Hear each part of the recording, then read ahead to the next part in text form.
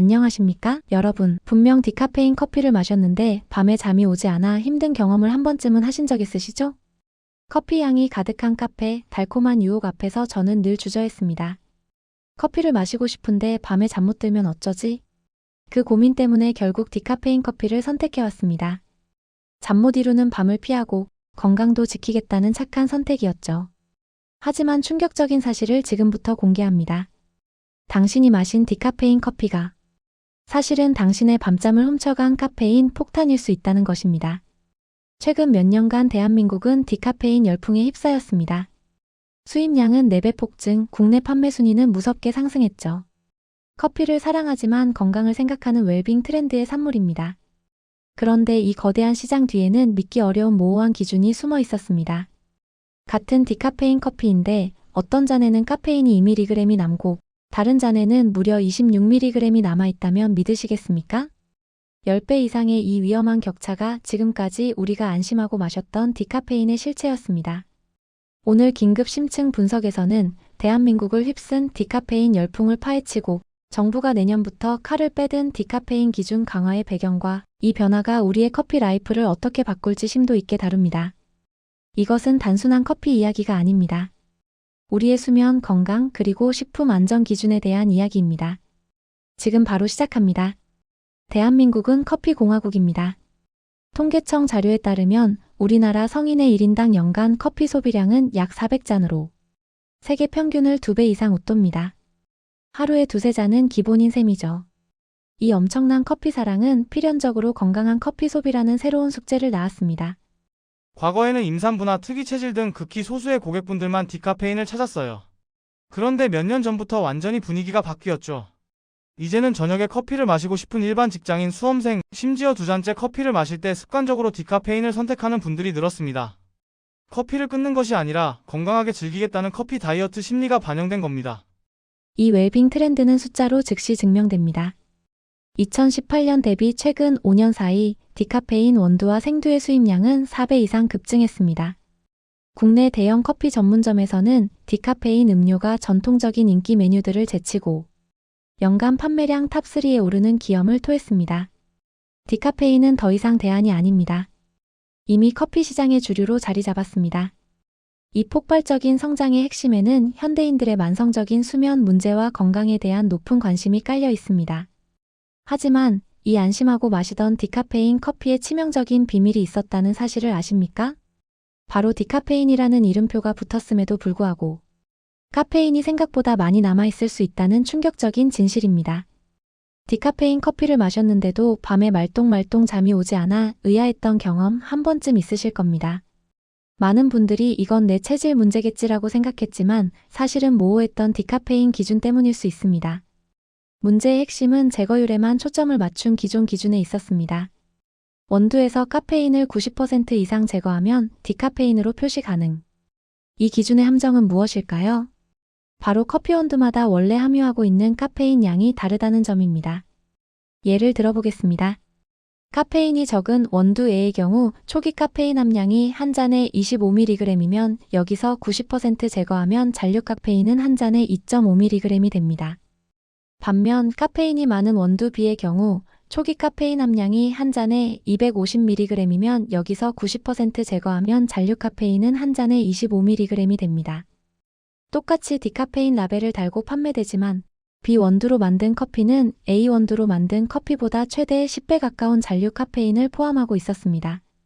카페인 민감도가 높은 분들, 예를 들어 임산부나 심혈관 질환자, 수면 장애를 겪는 분들에게는 2mg과 26mg의 차이는 매우 치명적일 수 있습니다. 20mg 이상의 카페인도 일반인이 각성 효과를 느낄 수 있는 수준이거든요. 소비자는 디카페인이라는 라벨을 맹신하고 마셨는데 사실은 잠을 깨우는 양의 카페인을 섭취하게 되는 기준의 사각지대였습니다.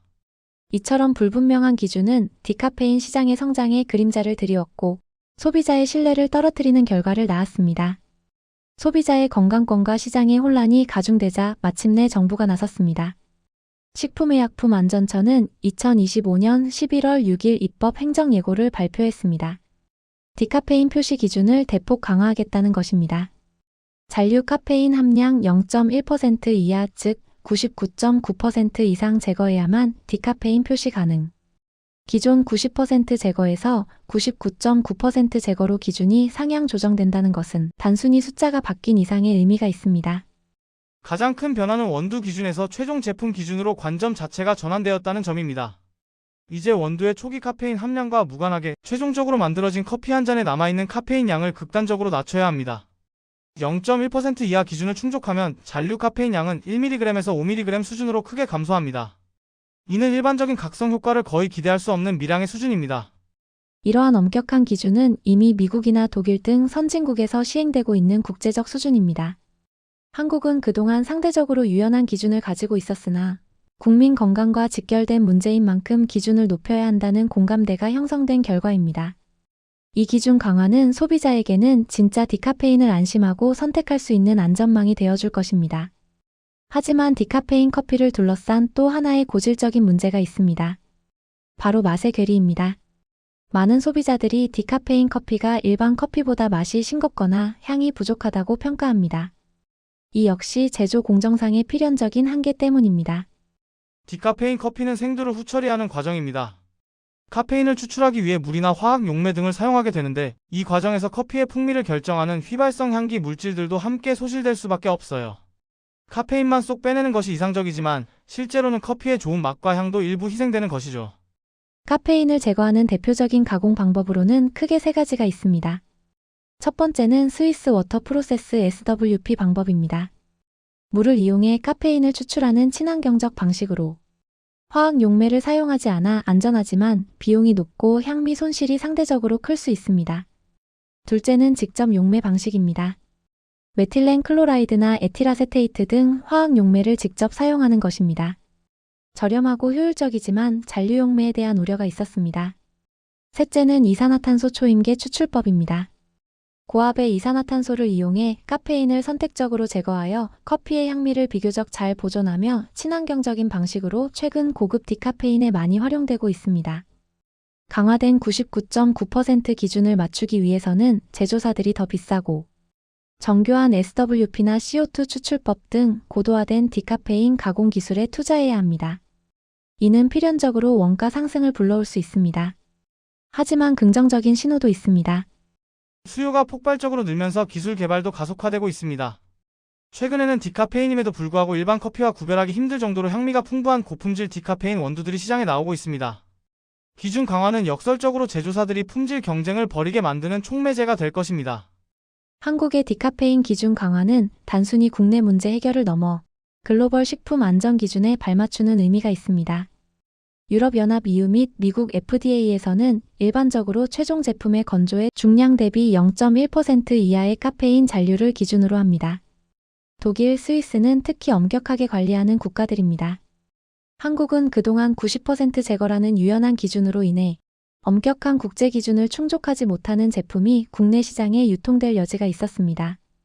이번 식약처의 99.9% 기준 도입은 소비자 건강보호라는 최우선 목표 아래 한국의 식품 안전 기준을 선진국 수준으로 격상시키는 의미 있는 도약입니다.